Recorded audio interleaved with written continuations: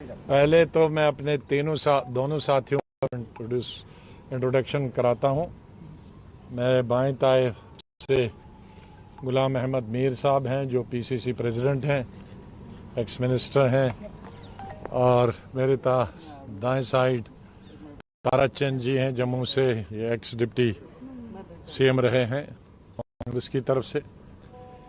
तो आज जो मीटिंग हुई और हम तीनों ने जो कांग्रेस की तरफ से जो बात की है, बहुत सारी चीज़ें हमने बताई कि किस तरह से स्टेट डिसॉल्व हुई है, वो नहीं होनी चाहिए थी। इलेक्टेड रिप्रेजेंटेटिव्स थे, उनसे पूछे बगैर किया गया। लेकिन अंत में वो तमाम चीज़ों के कहने के बाद हमने 5 बड़ी मांगें सरकार के सामने रखी। एक बड़ी मांग थी कि स्टेटहुड जल्दी देना चाहिए। हम लोगों ने ये बताया कि भाई सदन के अंदर गृह मंत्री जी ने भी और प्राइम मिनिस्टर ने भी ये आश्वासन दिलाया था हमको कि हम स्टेटहुड बहाल करेंगे एक समय पे। हम लोगों ने कहा कि अब समय तो आ गया है, सब इलेक्शंस वगैरह हो गए, बीडीसी डीडीसी इलेक्शन हो गए और अभी शांति भी है, सीज फायर भी है, बॉर्डर भी शांत है। तो इससे ज्यादा कोई अनुकूल समय नहीं हो सकता स्टेटहुड ग्रांट करने के लिए। ये हमारा मांग। हम लोगों ने ये भी मांग की कि आप कहते हैं कि लोकतंत्र को मजबूत करना है। बताई कि बहुत बड़े ज़माने से हमारे डोमिसाइल, हिस्टोरिकली डोमिसाइल रूल्स थे। ज़मीन का तो हमारे महाराजा के ज़माने से था, 1925 के ज़माने से, और बाद में नौकरी का भी था। तो केंद्रीय सरकार को ये गारंटी देनी चाहिए कि वो भी जब बिल लाएगी तो उसके साथ हमारे ज़मीन की गारंटी, और जो लोकल मुलाजिम हैं, IAS IPS, वो तो आते रहेंगे, वो तो हर स्टेट में है, वहाँ भी आते रहेंगे। लेकिन जो एम्प्लॉयमेंट की अभी तक हमारे साथ एक सुविधा थी, वो सुविधा की गारंटी देनी चाहिए। फिर हमने कहा कश्मीरी पंडित जो हैं, पिछले 30 साल से वो बाहर हैं, बहुत सारे, जम्मू में भी हैं, कश्मीर में भी हैं कुछ, लेकिन अधिकतर बहुत बड़ी संख्या जो है वो बाहर है।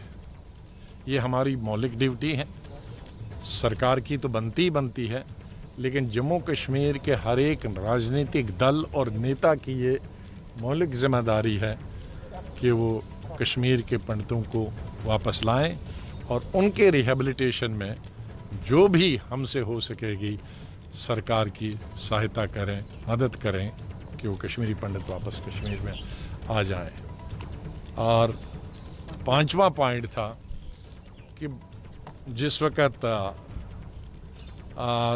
5 अगस्त को स्टेट के 2 हिस्से किए गए और डाउनग्रेड किया गया, उससे पहले और उसके बाद भी हज़ारों की तादाद में पॉलिटिकल प्रिजनर्स थे, वर्कर्स थे, सोशल ऑर्गेनाइजेशन के लोग थे।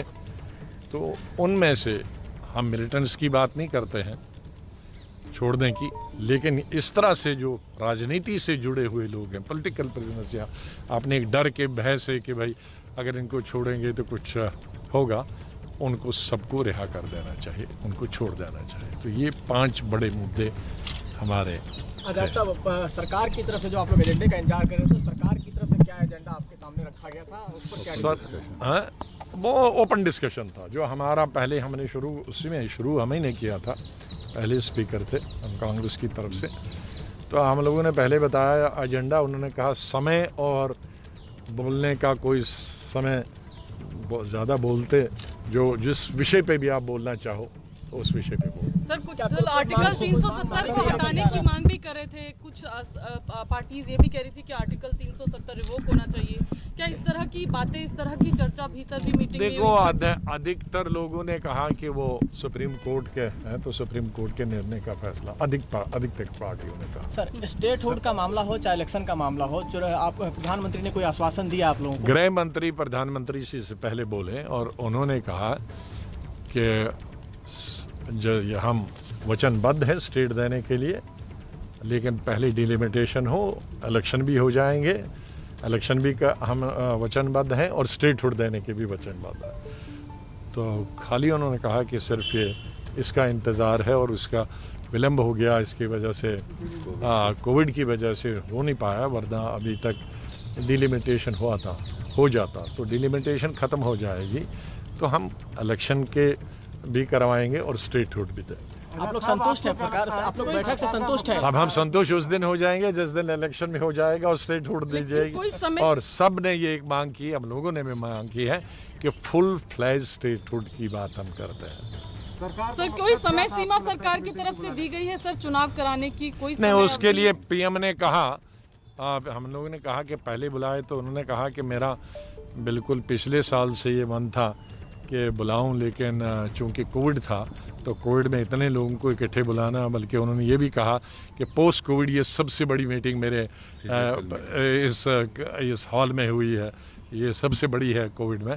तो लेकिन एक विंडो निकला तो इस विंडो में हमने बात की। आजाद साहब, आज खबर आई है कि चुनाव आयोग भी जल्दी, मतलब परिसीमन आयोग जो है जल्दी ही बैठक बुलाएगा, सर्वदलीय बैठक। वो मुझे मेरी जानकारी, आप लोग उसका स्वागत करते हैं अगर जल्दी? हाँ, जल्दी होना चाहिए। अगर इलेक्शन करना है और नॉर्मल सी बहाल करनी है, डेमोक्रेसी बहाल करनी है, हम चाहते हैं कि तुरंत डेमोक्रेसी बहाल हो जाए।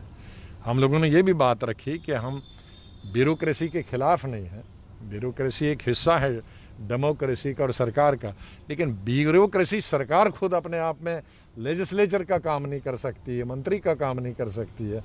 तो इसलिए ब्यूरोक्रेसी हमारे कॉन्स्टिट्यूशन में निर्धारित है, ब्यूरोक्रेसी को क्या करना है और पॉलिटिकल लीडरशिप को क्या करना है, जिसको पीएम ने स्वयं मांगा कि भाई ब्यूरोक्रेसी पॉलिटिशियन को रिप्लेस नहीं कर सकती, उनकी एक अलग सिस्टम है काम करने का और राजनेताओं का अलग है। तो इसलिए हम लोगों ने कहा कि भाई अभी इतने साल से चल रहा है तो उसकी वजह से लोगों को दिक्कत आता है, क्योंकि जिस तरह से पॉलिटिशियन मिलता है लोगों से, उस तरह से तो ब्यूरोक्रेट नहीं मिलेगा। तो महबूबा मुफ्ती कह रही थी कि तालिबान से अगर बात हो सकती है तो पाकिस्तान से भी बात करनी नहीं, चाहिए। अंदर ऐसी कोई उन्होंने बात नहीं। पर सर इस पर आपको पॉइंट रखे आजाद साहब, क्या बाकी पार्टियां भी कांग्रेस के 5 पॉइंट से एग्री हुई? आप जब फुल स्टेटहुड की बात कर रहे हैं, इसका मतलब है कि आप एकदम साफ कह रहे हैं कि एलजी का शासन नहीं चाहिए। हाँ, हम लोगों ने बता दिया ना, नाम लेकर बताया, गवर्नर जिसमें हो। हाँ, बाकी सबने बताया कि अगर एलजी अच्छा है तो इसी को गवर्नर बनाओ और स्टेटहुड को दे दो, प्रमोट करो। आप लोग एलजी के काम से खुश हैं? इसका नहीं, बाय एंड लार्ज ने कहा पॉलिटिशियन है और समझता है, पॉलिटिक्स समझता है, पॉलिटिशियन समझता है।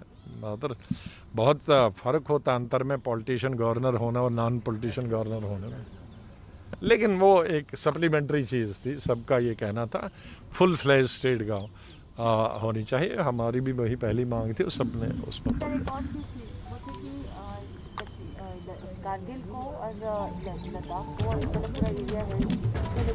नहीं। देखो, उसके बारे में मैंने पूछा था अपने क्वेश्चन में कि उसके बारे में बताना चाहिए, लेकिन चूंकि लद्दाख का, लेह और कारगिल का कोई रिप्रेजेंटेटिव नहीं था तो उसका मतलब यही है कि उस बारे में अभी कोई बात नहीं करनी, बुलाया ही नहीं था।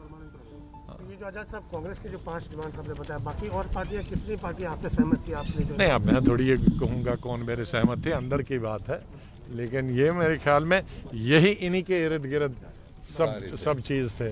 कोई पहला प्रायोरिटी था, कोई दूसरा था, कोई तीसरा था, लेकिन ऑलमोस्ट यही 5 चीज़ें। ऑफ कोर्स सब ने अपने अपने तरीके से, हमने अपने तरीके से बात की, कांग्रेस ने कि भाई क्या क्या गलतियां की, क्या क्या आपने प्रॉमिस किए थे वो नहीं हुए। एनसी ने अपना, फारूक साहब ने अपना तजुर्बा बताया कैसे कैसे होना चाहिए था और क्यों नहीं किया, महबूबा जी ने अलग, और सब पॉलिटिकल पार्टी। लेकिन एक अच्छे वातावरण में कोई ऐसा लड़ाई का माहौल नहीं था, क्योंकि उसका कारण था कि एक ही स्टेट के लोग हैं तो पर्सनली एक दूसरे को बहुत नज़दीक से जानते हैं और इशू भी सबका एक ही कारण था।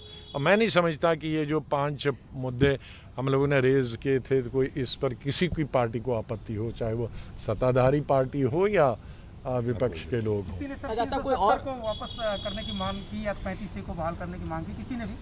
किसने? बस मैंने बताया ना, अधिकतर कुछ लोगों ने कहा, लेकिन साथ ये भी कहा कि भाई वो कोर्ट में है, अदालत में है। आजाद साहब, क्या आगे भी कोई बैठक होगी? इसका कोई समय आज कहा गया, क्या आने वाले समय में कोई और भी? नहीं, अभी कोई चर्चा नहीं हुआ।